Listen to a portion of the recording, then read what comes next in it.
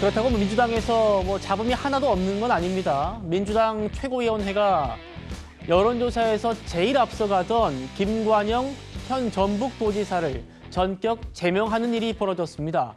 어떤 일 때문인지 그 현장이 고스란히 찍혀있는 CCTV 바로 만나보시죠. 작년 11월이랍니다. 김관영 지사가 전북 전주에 있는 한 식당에서 청년 20여 명과 밥을 먹고 있는데 지금 갑자기 한 남성이 와서 가방을 주고 가죠. 그 가방에서 흰 봉투가 나오고요.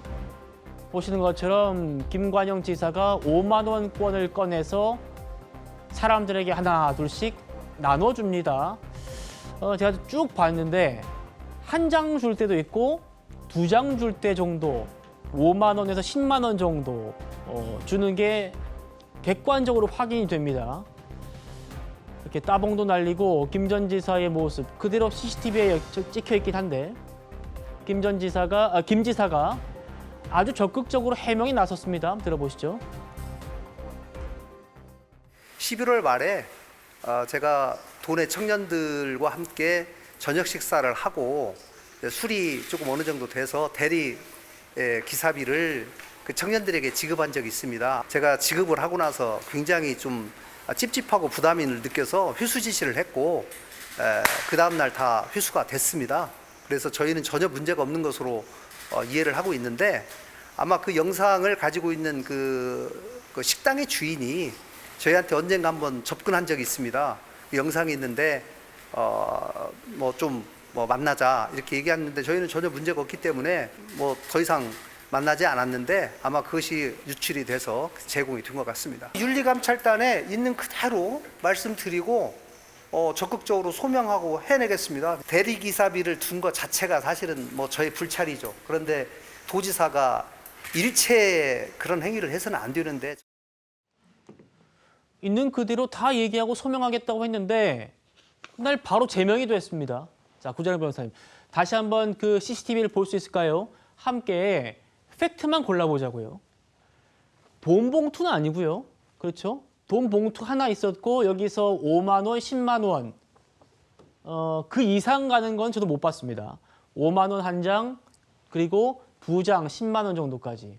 그리고 이 돈의 성격은 대리비다. 청년들 지금 술자리였다 보니까 운전하지 말고 대리해서 가라라는 대리비였다라고 주장을 하고 있는데 그래도 법적으로 문제가 됩니까? 당연히 문제가 되죠. 그리고 준 순간에 범죄가 성립하고 그 이후에 회수했는지 여부는 그게 범죄를 없애는 사유가 되지 않습니다. 그렇기 때문에 지금 김관영 지사가 하는 거는 이미 범죄 성립 이후에 대한 얘기이기 때문에 의미가 없다. 예. 그리고 저분이 변호사 출신이기 때문에 모를 리가 없거든요. 그리고 내가 지금 주머니에 있는 거 흥에 겨워서 우발적으로 꺼내준다 이것도 아니고 봉투에 돈을 갖고 왔어요. 미리 나눠주려고 준비한 게 아닌가 의심스러울 정도인데 보통 사람이 지금 현재 확인된 액수만도 68만 원인데 저 정도 돈을 봉투에 넣어가지고 다니는 경우가 있을까요? 저 모임을 대비해서 미리 인출해 오신 게 아닌가 하는 생각이 들 정도이기 때문에 저거는 후보자가 매수 이해 유도의 범행을 저질렀다라고 보기에 무리가 없다. 그렇기 때문에 저거는 앞으로 재판을 받을 경우에는 형량이 벌금이 되더라도 당선 무효 밑으로 내려가기가 어렵습니다. 저게 어떤 정치 자금도 아니고 네. 대리비 성격이어도 그런 거예요? 고무신 사라고 줘도 그러고 밥값 내줘도 그러고 밥을 사줘도 그러고 밥 먹으라고 돈을 줘도 그러고 무슨 명목인지도 중요하지 않습니다. 그리고 굉장히 엄격하군요. 굉장히 엄격합니다. 왜냐하면 그런 식으로 핑계를 대는 경우가 너무 많으니까. 그래서 의례적으로 줬습니다. 우리 사이엔 그럴 법합니다라는 변명이 항상 등장하는데 거기에 대한 대법원 판례 법리가 그런 식으로 빠져나갈 수 있는 판단은 매우 조심해야 된다. 그거 쉽게 인정하지 말라고까지 합니다. 그렇기 때문에 민주당에서 제명하는 거는 이후에 이게 후보가 되더라도 직이 날아갈 가능성이 있다는 것 때문에 전국 선거에 영향을 미칠까 봐 이런 조치를 취했다라는 거는 이해할 법도 하지만 굉장히 민주당으로서는 웬일인가 싶을 정도로 신속한 건 맞습니다. 왜냐하면 이런 정도의 사안이 민주당에 연속적으로 계속 있었거든요. 예를 들어서 CCTV가 있었다? 장경태 의원은 CCTV가 없었나요? 그렇죠. 저도 그거 보자마자 이거는 기소될 겁니다. 유죄 나올 겁니다. 이런 식으로 분석을 했었잖아요. 근데 내내 징계 안 하다가 기소 의견 나오자마자 그때 이제 한 넉 달 이상 걸렸잖아요. 다른 분들에 대해서도 윤리위라는 게 지금 있기는 한가 싶을 정도로 굉장히 늦었는데 이러면 또 이제 민주당은 그런 거예요. 뭐 늦어도 뭐라 그러고 빨리 해도 뭐라 그러냐. 근데 그게 아니라 내내 안 하던 사람이 갑자기 바른 행동하면 너 웬일이야? 우리 상식적으로도 그런 얘기 하잖아요. 그러니까 여기에는 당 내의 헤게모니 싸움과도 연결된 게 아닌가라는 얘기도 나올 법은 하죠. 근데 일단 그거를 제껴두고 김관영 지사에 대해서는 비교적 혐의 성립은 명확한 거 아닌가 이런 생각을 합니다. 자, 김진욱 특보님께 여쭤보겠습니다. 구재란 변호사님 말씀 주셨습니다만 민주당에서 어떤 뭐 소위 이제 범죄 행위들, 불법 행위들이 한 번도 없었던 것도 아니고 쭉 보여드리고 있어요. 이런 사례들을 봤을 때 굉장히 이례적으로 빠른 속도 아니냐. 정청래 대표가 감찰 지시를 공개적으로 내린 지 24시간도 안 돼가지고 그날 당일 밤에 곧바로 제명한다? 이거 굉장히 이례적이라는 것이고 그래서 이제 개혁신당에서도 뭐 A그룹이 아니라서 그러냐 이런 말 나옵니다. 어떻게 말씀 주실까요?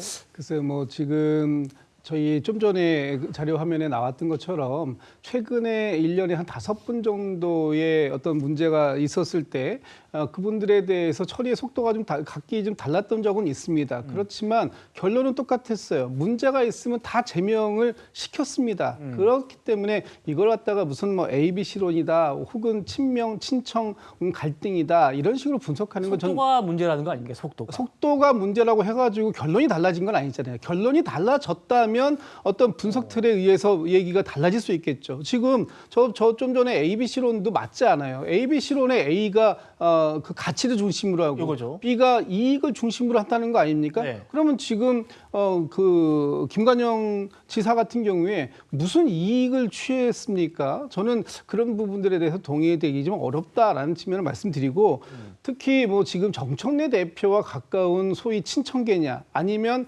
이재명 대통령과 가까운 친명계냐 이것을 기준으로 했다라고 하는 것도 이번 사태에 맞지 않는다.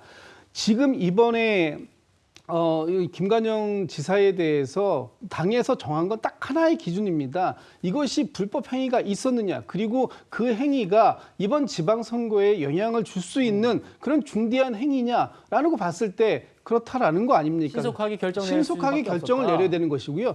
지금 이 전북지사 경선이 또 예정되어 있는 상황입니다. 이 상황 속에서 이 부분에 대해서 당이 빠르게 신속하게 판단하지 않았다면 오히려 지금 이 경선이 치러지고 난 이후에 이런 문제들로 인해서 발생되는 제2, 제3의 상황들에 대해서 당은 어떻게 할 것이냐라는 부분을 염두에 뒀기 때문에 신속한 결정이 필요했다라는 것이고 제가 다시 한번 말씀드리지만 그동안의 여러 가지 사안들이 있었을 때 당에서 취했던 행동이 어떤 사안마다 달랐다. 뭐 제명 혹은 다른 사람들에 대해서는 뭐 찰나 그걸 봐주기 했다. 이런 식이 아니라 모두에게 똑같이 엄중한 잣대를 가지고 판단했다라는 점 다시 한번 말씀드립니다. 예.